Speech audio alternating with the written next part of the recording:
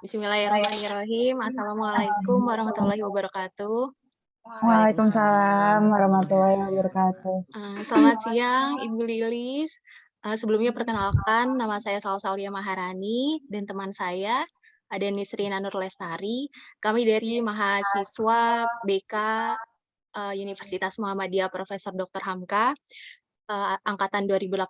Saat ini ingin meminta waktu Ibu untuk dimintai wawancara terkait tugas yang diberikan oleh dosen kami mata kuliah Administrasi Supervisi Pendidikan. Apakah Ibu bersedia? Insya Allah bersedia. Oke, bagaimana Ibu kabarnya siang ini? Alhamdulillah baik, Mbak Salsa. Alhamdulillah sehat. Di Semarang Alhamdulillah. juga enjoy. Iya. Tatap muka dan semua aman. Amin. Amin. Di Semarang lagi hujan nggak, Bu? Hujannya hujan tipis-tipis. Iya, hujan di Jakarta sebentar, setelah itu enggak. Di Jakarta soalnya lagi hujan, Bu. Tadi sempat hujan sebentar aja sih. Oh ya, hujannya juga sebentar. Semarang pagi tadi kami senam ibu-ibu RT. Tahu-tahu hujan sebentar, setelah itu udah nggak hujan gitu. lagi. Iya. Tanpa menunggu waktu lama lagi, kita mulai sesi wawancaranya ya, Bu. Boleh, boleh. Ya. Ibu, kalau mau memperkenalkan diri juga boleh, Bu. Silakan. Oh ya, boleh. Silakan. Terima kasih. Saya nama Ibu Lilis Saktini, SPD MPD. Kebetulan saya juga seorang guru. Awalnya dulu guru BK juga, sudah sekitar dari tahun 89 berarti 30-an lebih. Selama itu saya jadi guru BK di SMP 21 Semarang.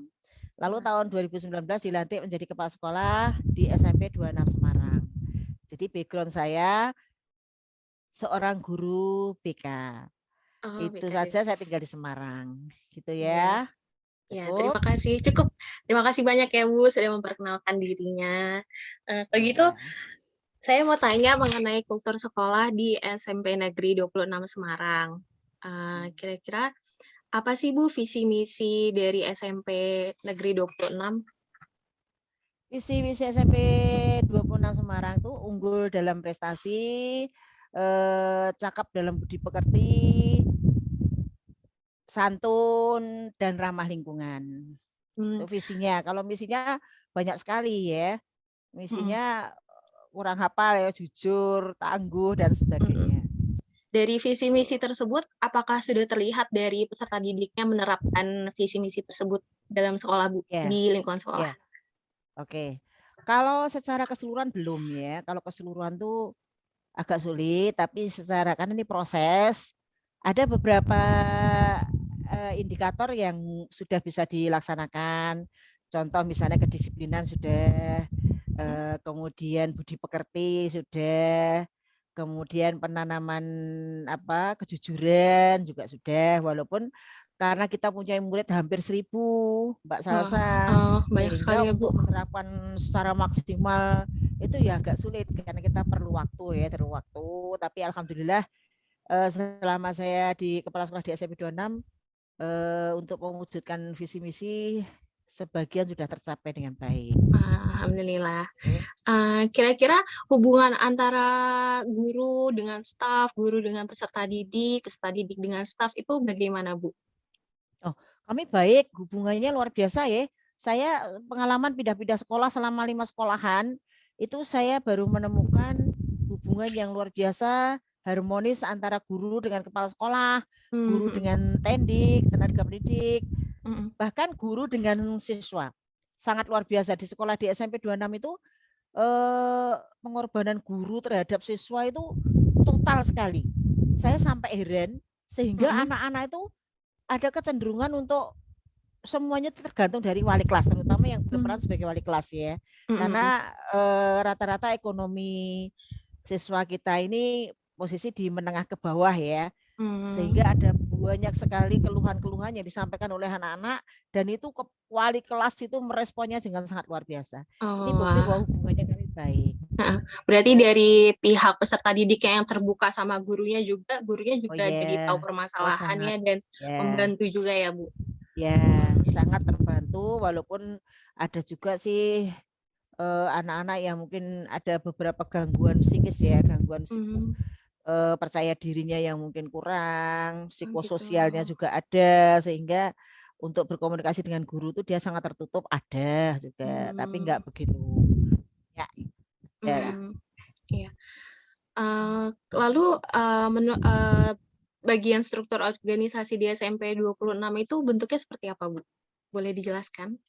Bagian struktur, Struktur organisasi. struktur organisasi. Kepala sekolah gitu dan Iya guru. Oh iya, ya, heeh, ya susunan strukturnya ya pertama guru, kepala sekolah. Kemudian di atas kepala sekolah ada satu komite. mhm, Ya, komite itu yang membantu masyarakat yang membantu membackup menyelesaikan proses pembelajaran di sekolah. Komite ini biasanya dipilih karena putra-putrinya ada di sekolah. Dibentuk satu organisasi yang selalu mendukung. Dia posisi di mhm, atas. Lalu kepala sekolah, setelah kepala sekolah kita punya wakil kepala sekolah. Wakil kita ada 3. Wakil kita ada mmm, 3 itu membidangi dari 8 standar pendidikan. 8 standar pendidikan itu kita bagi 3, tapi mohon maaf mungkin saya kurang hafal ya. iya, nggak apa-apa. 8 3, kemudian dari Wakai itu ada namanya kurikulum. Seksi kurikulum itu ada 2, kemudian humasnya ada 1, kemudian ada sarpras, sarprasnya Mhm, 2, kemudian ada penilaian, standar penilaian juga ada dan seterusnya, lalu guru-guru, kemudian setelah guru baru siswa. Guru baru gitu. siswa. Mhm, Kemudian setelah setelah tadi pembantu pimpinan itu ada pendampingan dari guru BK. Jadi posisi guru BK itu ada di antara pembantu pimpinan dan guru. oh Sehingga gitu ya. setiap permasalahan kalau ada sebelum ke guru pasti dikonsultasikan berkolaborasi dengan guru BK. Mmm, Lalu siswa, siswa dan lain-lain. mhm. Apakah dari, masing-masing anggota yang ada di dalam struktur organisasi tersebut menjalankan tugasnya dengan baik, Bu? Ya, alhamdulillah baik, tapi yo ya tidak semua maksimal ya. Ada Mhm, beberapa mungkin yang belum begitu melaksanakan dengan semaksimal. Contoh sarpras itu karena mungkin bapak eh, panitianya apa, bapak pengurusnya itu sakit, ya mungkin tidak mmm, bisa maksimal dan lain-lain. Tapi secara keseluruhan berjalan dengan lancar. mmm. Tapi kira-kira, Bu, Makanya pas gemuk ini kepala sekolahnya makanya gemuk karena membantu pimpinan itu berjalan dengan baik. kalau dalam peraturan tata tertib sekolah, pelaksanaannya seperti apa, Bu, di SMP Negeri 26? Oh, untuk pelaksanaan tata tertib sekolah di SMP 26 itu pertama kali pada saat siswa itu masuk di tahun ajaran baru kelas 7 pasti ada sosialisasi yang melibatkan guru BK terutama. Ya, Guru BK dilibatkan untuk mensosialisasikan di depan orang tua dan anak. Setelah itu mereka akan mendapatkan selebaran tata tertib yang kemudian untuk dipasang di kamarnya siswa masing-masing. Lalu tata tertib itu berisi tentang dari mulai awal pembelajaran sampai akhir, mengatur segala perilaku siswa, segala perilaku tidak larangan ya, segala larangan juga, mhm, segala larangan dan menerapkan konsekuensi logis ya, disiplin positif. Kita nggak mengenalkan mhm, hukuman, tapi kita mengenal apa yang namanya disiplin positif. Sehingga ada konsekuensinya. mhm, Konsekuensi dari pelanggaran yang dilakukan oleh siswa. mhm, Nah, setelah kita sosialisasikan, kita ini lalu kita pasang di setiap kelas itu ada kita pasang tata tertib itu. Kemudian selain dipasang tata tertib di setiap kelas juga ada yang namanya kesepakatan. Jadi siswa itu setiap kelas diharapkan membuat satu kesepakatan yang dibuat di kelas sendiri. Siapa oke, yang membuat muridnya? Jadi tata tertib dibuat oleh sekolah, tapi kesepakatan dibuat oleh siswa itu sendiri mhm, yang dipasang di setiap kelasnya. mmm, Bukan bukan undang-undang atau apa, tapi kesepakatan mereka. mhm, Kalau telat harus komitmen ya? bagaimana, komitmen komitmen yang dibuat oleh Siswa. anak-anak di kelas masing-masing. Gitu. Berarti dorongan positif sama komitmen itu beda ya Bu? Beda ya Bu, dibedain. Disiplin positif dengan komitmen beda. Kalau sebetulnya arahnya ke sana juga sih, arahnya. Jadi gini, kalau ada anak yang melanggar, itu penekanannya tidak dalam bentuk hukuman gitu. Ya. Tapi bagaimana anak ini menyadari bahwa itu tuh salah.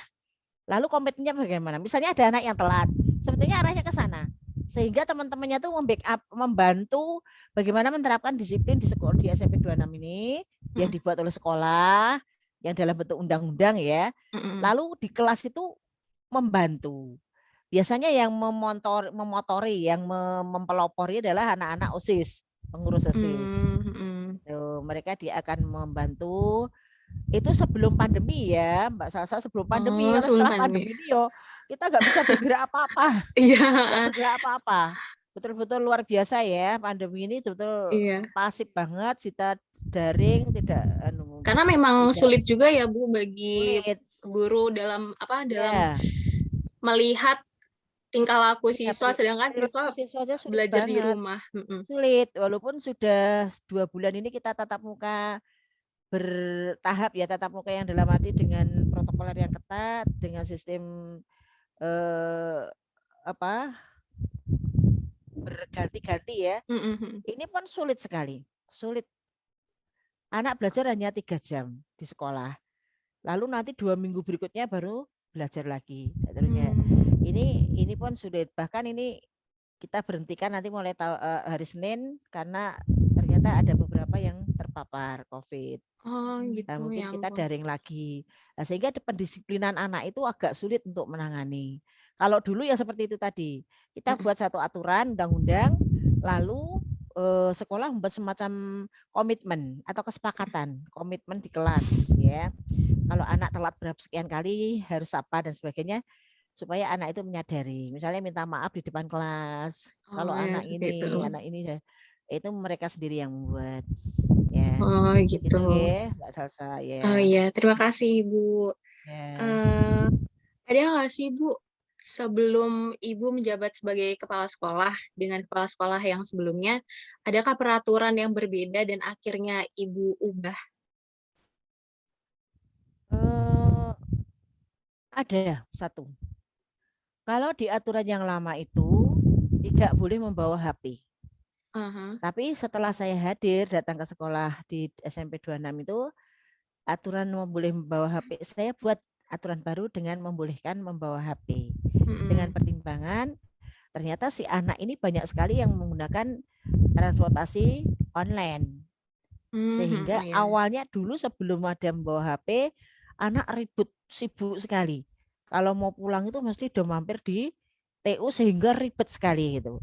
Akhirnya saya buat aturan baru, terobosan baru membawa HP dengan catatan beberapa aturan. Saat awal anak-anak terus mematikan HP, dimasukkan di locker. Lalu nanti kalau istirahat, anak mengambil, mau menyalakan dan sebagainya. Setelah masuk lagi nanti dimatikan. Tidak ada. Jadi HP itu betul-betul hanya dipakai untuk komunikasi dengan orang tua, kemudian online, ojek online dan lain-lain. Ya walaupun pelaksanaannya juga banyak sih anak-anak melanggar. Namanya juga anak-anak. Tapi kita mau minimalis supaya anak itu juga cerdas dalam menggunakan media sosial. Dengan seperti itu kan anak jadi belajar bahwa kapan saya harus memakai HP, kapan yang tidak. Tapi ya tetap ada kendalanya. Dari aturan yang saya buat ternyata ada juga hambatan-hambatannya. Oke. Ibu, saya penasaran banget nih. Tadi kan kita habis membicarakan mengenai peraturan untuk peserta didiknya. Bagaimana peraturan dengan untuk tenaga pendidiknya, Bu? Apakah berbeda atau tetap sama? Oh, beda. Kalau di Tendik itu kan pengaturannya juga sama dengan guru. Mereka dibagi sesuai dengan tupoksinya masing-masing. Di tupoksi setiap guru dan Tendik itu ada rincian tupoksi yang harus dilaksanakan. Apabila nanti dari sekian tugas yang tidak dilaksanakan, kalau Tendik itu saya punya kormin, koordinator atau kepala TU, maka TU yang berhak mau menegur. Kalau guru biasanya saya yang akan menegur dengan beberapa wakil kepala sekolah. Tapi bentuk kedisiplinannya jelas beda. Mhm. Beda dalam arti tidak seperti pada siswa. Ya, Boleh tapi boleh dikasih tahu satu contoh nggak Bu, contoh peraturan untuk misalnya, contoh ada seorang guru di aturan sudah disampaikan, guru dilarang merokok. Guru dilarang merokok di ruang guru, bahkan di kelas dan lain-lain. Ya. Lalu kebetulan di saat saya keliling, nah, itu memang tidak seperti di siswa ya. Saya keliling, ada seorang guru yang keluar karena hanya untuk merokok, keluar kelas. Nah, lalu apa tindakan saya? Saya memanggil secara pribadi. Saya panggil secara pribadi, saya sampaikan aturan-aturan. Jadi kalau aturan untuk guru dan tendik itu tidak dalam bentuk tulisan seperti yang disampaikan ke anak-anak. Jadi setiap saya briefing sampaikan. Tetapi aturan yang resmi dari BKPP, dari kedinasan itu pasti ada. Kalau dari kedinasan itu paling lupa absen. Kalau dia lupa absen tiga kali maka kena gini. Pakai seragam tidak lengkap begini dan seterusnya. Tapi kalau di sekolah kan tidak tercatat seperti itu. Contoh misalnya seorang guru menampar muridnya. Guru menampar murid di kelas karena jengkel. Pernah terjadi? Pernah. Oh ya. Nah, itu kan pelanggaran itu, kekerasan kan? Kekerasan. Yeah. Tapi itu enggak tertulis. Tapi sudah tahu semua bahwa itu peraturan yang betul-betul melanggar. Akhirnya ya saya akan mengadakan mediasi dengan orang tua siswa, dengan guru itu saja, dengan siswa. Sehingga penanganannya langsung tidak seperti di siswa. Oke. Ya, terima kasih Ibu atas jawabannya. Satu lagi Mbak Sasa, kalau di disiplin penerapan disiplin ini, kalau untuk siswa itu biasanya penanganannya dari wali kelas dan guru BK. Kalau sudah mentok sampai parah baru nanti di referral ke kepala sekolah. Tapi kalau guru biasanya ke saya, ke kepala sekolah. Kalau tendik biasanya ditangani langsung oleh KTU-nya, kepala TU. Kalau kepala TU mentok tidak bisa maka akan dihadapkan ke saya. Jadi prosedurnya seperti itu. Berarti bertahap ya Bu ya, pasti. Bertahap ya, bertahap. Oke ya. Terima kasih ya Bu. Untuk sesi selanjutnya akan disampaikan oleh teman saya. Ya. Halo Ibu, Assalamualaikum. Waalaikumsalam Mbak Nisrina. Ya. Terima kasih Ibu atas waktunya sudah mau meluangkan. Ada beberapa pertanyaan yang akan saya ajukan Bu. Yang pertama, tadi sudah disampaikan oleh teman saya, Salsa. Saya akan masuk ke pertanyaan ini tentang pertemuan-pertemuan sekolah atau kegiatan formal yang diadakan sama guru, tenaga pendidik, terus Ibu selaku kepala sekolah dan siswanya, Bu. Yang pertama, pertemuan sekolah ada nggak sih, Bu, diadakan, terus kira-kira berapa kali dalam 1 tahun periode gitu? Ataukah satu semester sekali antara tenaga pendidik, kepala sekolah, dan komite sekolah tadi, kayak gitu, Bu. Iya. Oke, Mbak Desina, terima kasih pertanyaannya. Kalau pertemuan pasti ada. Dan kami setiap tahun itu akan membuat program kerja, Mbak. Program kerja yang dibuat itu per semester, bukan per tahun. Misalnya per semester 1, itu pasti akan namanya sosialisasi program ke orang tua.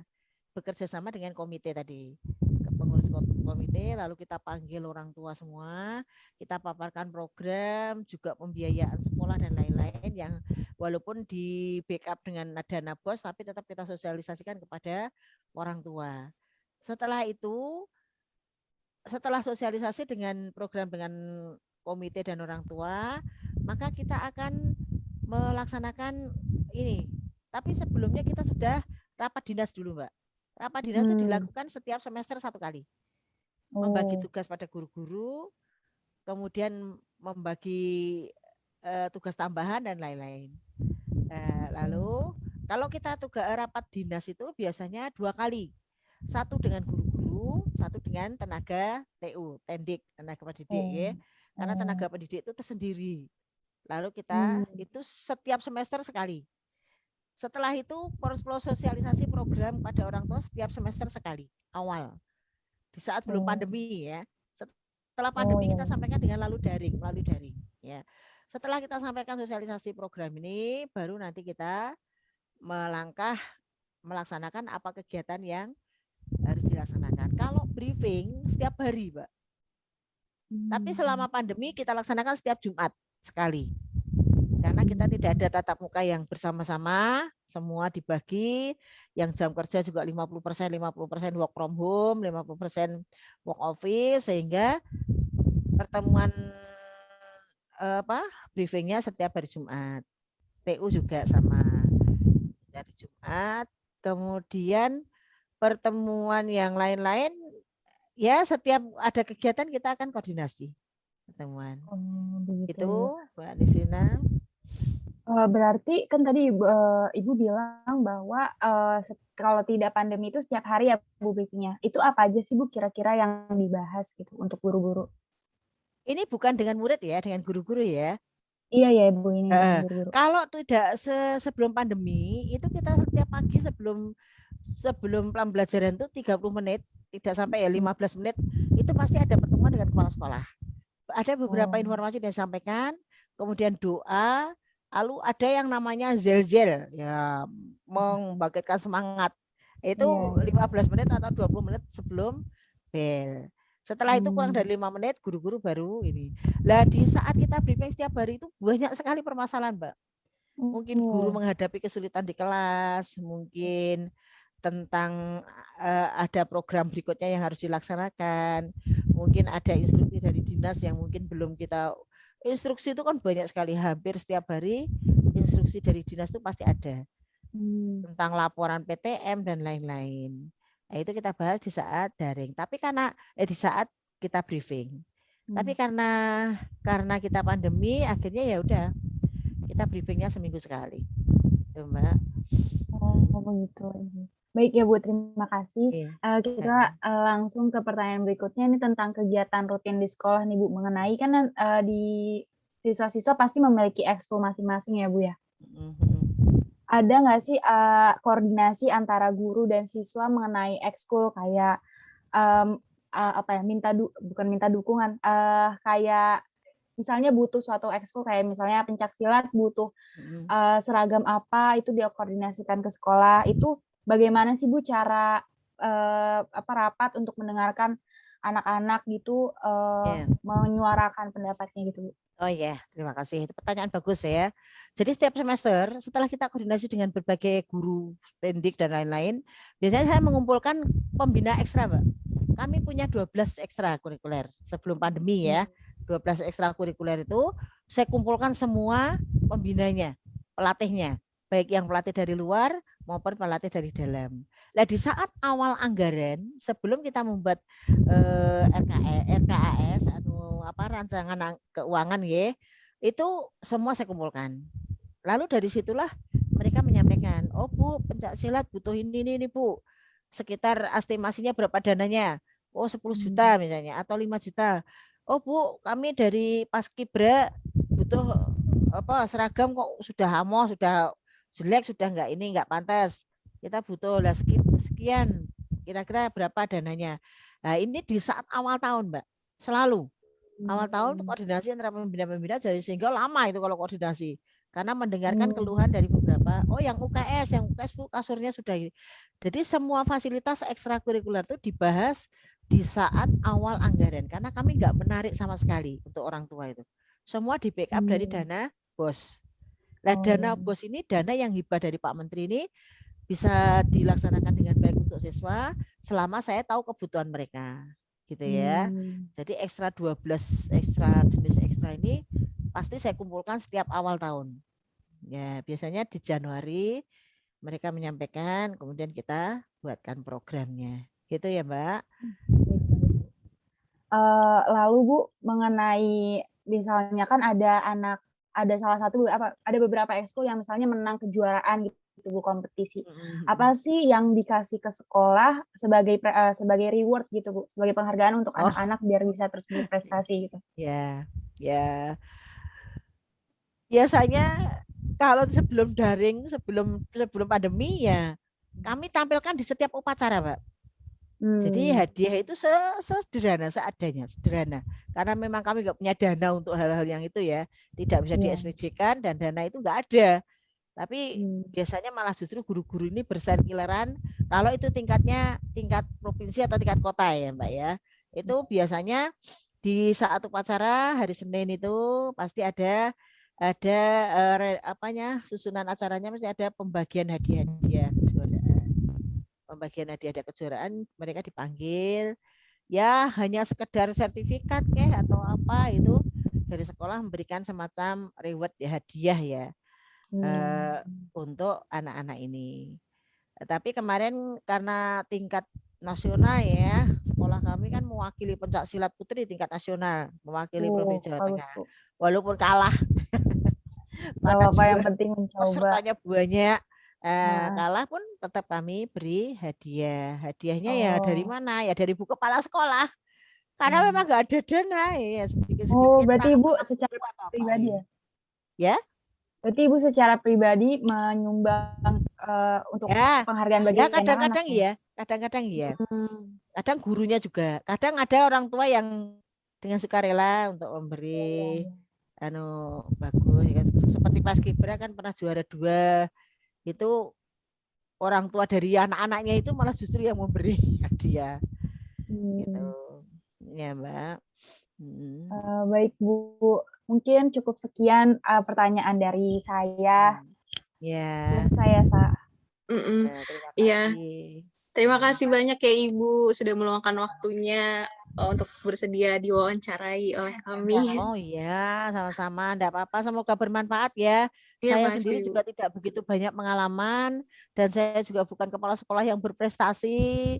Mungkin apa yang saya sampaikan ini sebagai gambaran saja bahwa di sekolah itu begitu banyak, bahkan tidak hanya kalian berdua saja di sekolah itu yang penelitian seperti Mbak Sasa dan Nisrina ini banyak sekali dari UNES, dari Undip. Hampir setiap hari tanda tangan itu rekomendasinya. Karena memang saya harus memfasilitasi dan tidak boleh menolak. Nah, kalau ditolak terus suruh kemana gitu. Ya, gitu. Ya semoga bermanfaat ya, artinya diperbolehkan ya aturan yang di kampus itu mewawancarai Bu Lilis ini sebagai kepala sekolah di SMP Negeri Kota Semarang itu semoga disetujui atau sudah pasti. Tapi andai kan tidak disetujui, saya yakin cari kepala sekolah yang di Jakarta pasti mau, karena nggak boleh kepala sekolah menolak, semua harus mau. Iya, Bu. Saya senang banget Ibu bisa mewawancarai Ibu Lilis selaku Kepala Sekolah SMP Negeri 26 Semarang. Dimana Semarang, saya di Jakarta, Ibu di Semarang, itu kan beda kota. Sedangkan Ibu udah mau meluangkan waktunya. Terima kasih, Bu. Semoga kita bisa ketemu secara langsung ya, Bu. Oh iya, amin. Kapan-kapan Mbak Nisrina juga diajak ke Semarang. Gampang naik kereta semalam soal Iya, Bu. Saya juga suka kota Semarang. Saya dari Semarang. Iya. Kalau gitu saya akhir ya, Bu. Terima kasih banyak waktunya. Mohon maaf bila saya dan Nisrina ada kata-kata yang kurang berkenan. Semoga apa yang kita dapatkan hari ini bermanfaat untuk kita semuanya. Saya akhiri. Wassalamualaikum warahmatullahi wabarakatuh. Waalaikumsalam warahmatullahi wabarakatuh. Sama salam untuk Bapak Ibu dosennya.